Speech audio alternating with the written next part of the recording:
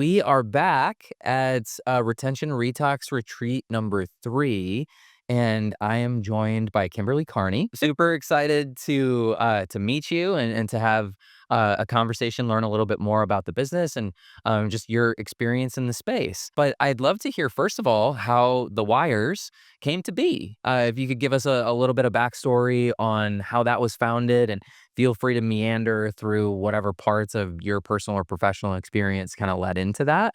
But I thought we could start there. Oh, sounds great. So I owned a fashion retail store for 17 years, men's and women's contemporary fashion. And one of the biggest challenges that I found was I would want to try these emerging brands because I'm a, female entrepreneur and I sold AG and Theory and all the main brands, but I would bring these new brands in and they wouldn't sell next to the brands. And then I would have to mark them off 70% and I was losing money. And then the brands would be really disappointed because I wouldn't order again. And their biggest pain was it was either too much to exhibit at the shows or the bigger retail stores, it was too much money for them to cut product to even just get in. So I thought there has to be a platform with my tech background. I thought everybody could be on one platform where there was discoverability, but feedback to help the brands understand what the consumer wants. And that was the catalyst to FashWire. That makes a ton of sense. So just making it easier for brands to A, be discovered, and B, iterate, learn, Exactly. get feedback from the market about what is landing and what may need to be adjusted in some way. Exactly, and I think getting that feedback from the consumer, because that is their audience, that will helps them convert and have full price sell-through. Amazing. So when did you found? When did it launch? So I started in 2016. Okay. I learned my first big lesson as an entrepreneur to pick the right developer. But on the silver lining side of it, we had a prototype to go to market with and show the brands. And I had so much feedback at the end of that. By the time I terminated that relationship, I was able to move forward with a new developer with everything we had learned. So we did have to start over, but it was the best year education to align us to be able to start off with a launch in May of 2018 with a Google partnership. So that was a big deal for us. And then we hit the top charts right away and really just continued to grow from 25 brands. I went to the brands in my store and said, "Hey, can I get you guys on my app? Because we need you guys to get more brands." And they said, "Oh, put us on there." And that's how it grew. And we would go to the trade shows and we would pitch the app to the brands and slowly built it. By 2020, when the pandemic hit, we were about 200 brands from 25 countries. And then we blew up when retail shut down in the pandemic and really proved the concept in light of retail not being available. That's incredible. Yeah. So as a brand coming onto your platform, what would be my typical experience? How would I discover the platform or come to learn about it? And how do I sign up and get started? All right, so we would either have met you at one of the trade shows, or you would have heard about us through word of mouth, or you would have signed up on our website. Then our head of business development contacts you, sets up a Zoom, walks you through the process. With fashion, for example, we were more contemporary, street, and luxury focused. And we do look at social media to see if you have a following. Are you posting? Do you have an e-commerce site? You have to have an e-commerce site because we don't sell, we direct the consumer to your website. Once you review our brand agreement and we approve you, then you sign the agreement and then we either scrape your site or you send us the images and we usually have you up within 2 to 3 days and you're on the FashWire platform. That's really cool. Yeah. So what is my experience like as a consumer on the Fashware app? How does that experience look, feel? Okay, so on FashWire, so if you down the FashWire app, download the app, then you can get on, and then you can go through and you can discover brands, by alphabetical order. Or what's really cool is we have this immersive swipe technology driven by our AI. So it's like a dating app. Swipe right if you like it, swipe left if you don't, and then you can heart it, you can comment, or you can go in and you can purchase the product on the brand site. And I think what's so great for the consumer is they get to be that influencer for the brand to help them make those better product decisions because we give that feedback back to the brand to show them what's resonating. How does that play out for me as the brand? Like, what kind of signals are you collecting? And then how is that packaged up? And how do I action that as the brand? We send you your swipes, whether they like it or they don't like it. We send you the feedback. We send you what they favorited. Sometimes they'll give us comments about the brands, and everything goes into that data report. We also give them our overall data report to show them, like, here's how we're doing and here's how you're doing next to everybody else, just so that they can really know where they are in the marketplace. And it's very different because if you're an emerging brand, you're gonna have such different data than you are like a AG Jeans or Theory or one of those major brands that has a lot more consumers following them. But all in all, the brand just we give them a quarterly data report, and if they want it earlier, we'll get on a Zoom with them and walk them through their data as well. Amazing. So as a brand, I'm gathering additional incremental eyeballs on the consumer side. I've got this great like product development feedback loop that's being closed. It seems like it's a win for both sides of the two-sided marketplace. And it's free to play. Like, we don't take a fee until there's a sale, and so they can get on for free, and they don't have to pay the $5,000 you'd have to pay to go get a booth. You can have your whole product collection up on our platform. We've had beauty brands get into bigger retailer stores because they were able to showcase their product on our platform. Is the feed of products curated in any way to me as a consumer, or am I choosing my own adventure and entering aspects of like my shopping preference that will then kind of guide or shape which brands I'm exposed to? Exactly. Or, okay, So we have our product recommendations through our AI, and so as you're continuing to swipe and like and share products, then you will see the products, more and more products of what you're showing interest in. how do you find the consumer user side of the marketplace interacts with the app? I'm sure that it varies, obviously by individual, Swiping but is the activity for the biggest actionable insight that we really get because they really love getting on there and swiping and also going in and shopping the brand, that direct loop to the brand. And then we see them come back and then they go through. And then what's great also is we also have what's called Fash Talks on FashWire, Beauty Talks on GlossWire, and then we have Paw Talks on PawWire where we cover the highlight the brand owner and do a whole interview with them so that the consumer can get to know the people behind the product. And we also have like a whole bio on them of, who they are, where they're from. And I think that's been super helpful as well. that's very cool. What is an example of a brand win story that you'd be able to share? Going back to like the wins for the brands, we do also do a couple pitch competitions and with a $10,000 prize. And that's been so helpful for the brands because not only do they get mentorships, because we're so connected to, we have such an amazing investor pool of executive level people that will mentor our brands. And then we'll do a $10,000 prize and they get to go and they can use that money to help build their product. And that's been super helpful to some of the brands. And teaching them how to tell their story and how to pitch their brand has helped them as well learn how to talk to other people in the industry and get into stores and other places where they may not have gotten into had they not been a part of us. Is there an ideal account profile for the brand size, or are there attributes that are common? Are brands coming to you generally when they're earlier in their journey and breaking out? Are they coming to you also when they're super established and looking for a new channel and greater exposure? All of the above, everything in between. Just All let's of the let's spend an above, experience. like for FashWire, is definitely a cross between emerging and established. I would say we get more of that emerging to establish, but then we have these established brands like Cynthia Rowley and Badgley Mishka coming in the luxury sector, which has been really great for us. On beauty, it's very much more emerging to growth stage, and we've been able to help them. But the hardest part about that is sometimes you lose them, right? Because not all beauty brands make it. Right. And then on learning the pet industry is a whole new world for me.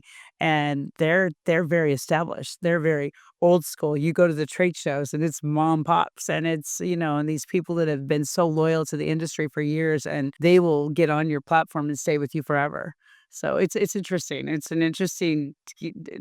very diverse between the three platforms. Is the show circuit kind of a staple in your go-to-market motion, or are you meeting clients and customers at different industry expos on kind of a regular basis? Do you do a lot of traveling? Yes, so we hit the fashion trade shows in Europe and in the US, and we really take a team and go, and the team will go and pitch the app. We'll divide up, we'll get the list, the brand list, we'll vet them to see which ones are the best fit for us, and then we go pitch the app, and then we come back and close them. So that's our sales cycle. Same with the beauty industry shows, and we, just attended our first pet one back in August. So but it is a great way because we're still in a world where I do, and I think it's something that will never change, is having those personal relationships are huge.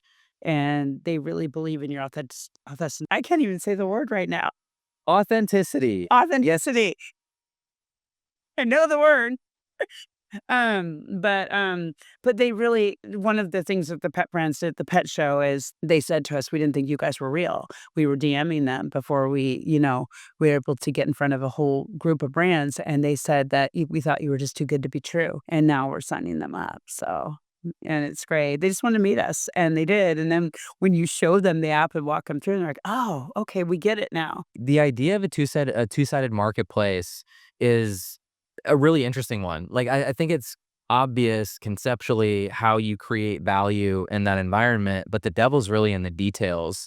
I have not had any experience managing both sides of a marketplace like that simultaneously, but I understand there's great complexity that exists there. How, did you decide to take that on? Because I imagine that you probably were aware that that was a complex path from the beginning. So, like, what gave you the courage to tackle that, and then how have you conquered it and managed supply and demand in choreography that is in balance throughout? I imagine that's really difficult. It is really hard. And, when we were just FashWire, it was a little easier. And as we continued to grow and build, I started to really see how complicated this is, because you really have to make sure you're taking care of your brands alongside of building the right team who can really help not only grow it, but scale it to where you want it to go. And really hiring the right team, having the right advisory board executives who were industry, who knew more than me in their fields to really guide me through it. Followed by just my team is so incredible. And we all work really hard for the same goal, but they're just as passionate as I am about the platform. And I live and breathe it, but they really support my mission and my vision. And that has been the key to our success. That's incredible. Is there a certain persona or profile of consumer that gravitates toward the three wire properties, or do you see a pretty wide gradient on the consumer side as well? I'd say FashWire is at 25 to probably 50 plus. GlossWire is younger. It's more of the probably 20 to 35, 40. And then PawWire, we're just learning the consumer for the pet industry. Very cool. When did you launch the PawWire? That's We launched relatively new, in yeah? January. In January. We Congrats. soft launch in January, and we just got to, I think we're at like 70 brands now. And it's a slow build, which would same with the other ones. It took about a year before it really took off. What is feedback that you hear from your merchants about how they're leveraging the tool, how they're benefiting from the tool, and what they most appreciate about the tool? They love the exposure. We have really high Instagram followings with a lot of impressions, and the way that we handle our social media platforms is we only promote our brands, and then they promote us, and back and forth, and really giving them that visibility. Not to mention the apps are in the top charts, so they're getting the visibility not only on the app but on social media, and just really that discoverability of a consumer they might not be able to get in front of if they weren't on our platform. Very cool. So I heard just before we started with the segment that you've been nominated for some awards Yeah. recently. So the Glossy Awards, the finalists have been announced, and it sounds like you're involved in two categories. Yeah. You've been nominated as the Best Fashion Marketplace For FashWire, yeah. and also Best Entrepreneur of the Year. Yes, that was very exciting. Very Very exciting. surprising. I didn't see that one coming. So the life of an entrepreneur is hard, and I imagine there is an affirmation there that maybe isn't present in day to day. I think that it's challenging leading an organization, and I'm not leading an organization. I'm leading a department. I have superiors that I can continue to vent to, right? But there's this idea of it's very lonely at the top, and I have to believe that getting that kind of recognition outwardly feels good and validating. Congrats, and it's great to see. Beyond those items, when is the award ceremony actually? When are the I'm not sure when the I think like November 11th or 12th, right around there. It'll be announced. okay, so it's coming It's up not a pretty ceremony. They'll announce it, they'll pick a time, and then they'll send an email out and let us know who won and who didn't win. very cool. Well, I am pulling for you Thank and hope me. that you get even more validation and recognition so well deserved. Beyond that, in closing, is there anything that you'd like to share with the audience about your experience in business, your product, and the value and benefit that it brings? Really, just anything at all that you'd like to leave us with in closing. Yeah, I think as earlier I hosted a panel on boss women, and we had a couple of major brand sketchers, Faraday, and it was really great. And one of the biggest things that we were all talking about as entrepreneurs, and all the brands out there who are trying to not only thrive but succeed. And I think that it's so important to just continue forward and listen to your customer and listen to your consumer. Because for us, it's both. We got the brand customer and then we've got the consumer customer. And I think it's very important as you navigate forward is to really pay attention to what is it that they're looking for? What is it do they need? And understand their needs so that you can tailor your offering to not only, help them, but, continue to collaborate and bring it forward. Even, for us right now, we're in a really, challenging time with, economics and everything else. And we've currently just raised 7.5 and of a 9 million round with over half of our existing investors. And people are like, how are you doing it? And it's just, you just ask, go out, meet the right people, find executives in your industry who can get behind you and do it. So I think that for like our brands will ask me that we need to raise money. How do we do this? Or that just to brands to just get out there and connect yourself. Come to events like Retox, and come and put yourself in front of your industry. And not only will the support follow, but even the investments. Love it. Bonus question, I guess. Very, very lastly, are there any myths, misconceptions, objections that you face in the sales cycle that you wish the market understood properly? Gosh, we're fortunate that we don't have that we direct the consumer to the brand's website. So for us, we don't have big objections, or the brands do though. So, and it's really trying to get the consumers aligned with the brands and the brands aligning themselves for the consumer because the consumer drives all of our decisions forward. I think any company today right now that is consumer focused, you have to let your consumers drive not only your development, but how you navigate forward because that will increase your sales, your revenue. And I think the brands, their biggest roadblock for themselves is they get in the way of themselves when they really paid attention to their consumers or really tried to find new and ways to like a FashWire or a GlossWire or PawWire ways to get their brand out there and to get that feedback. It's so important. Incredible. Yeah. Incredible. Is there anything else you'd like to share?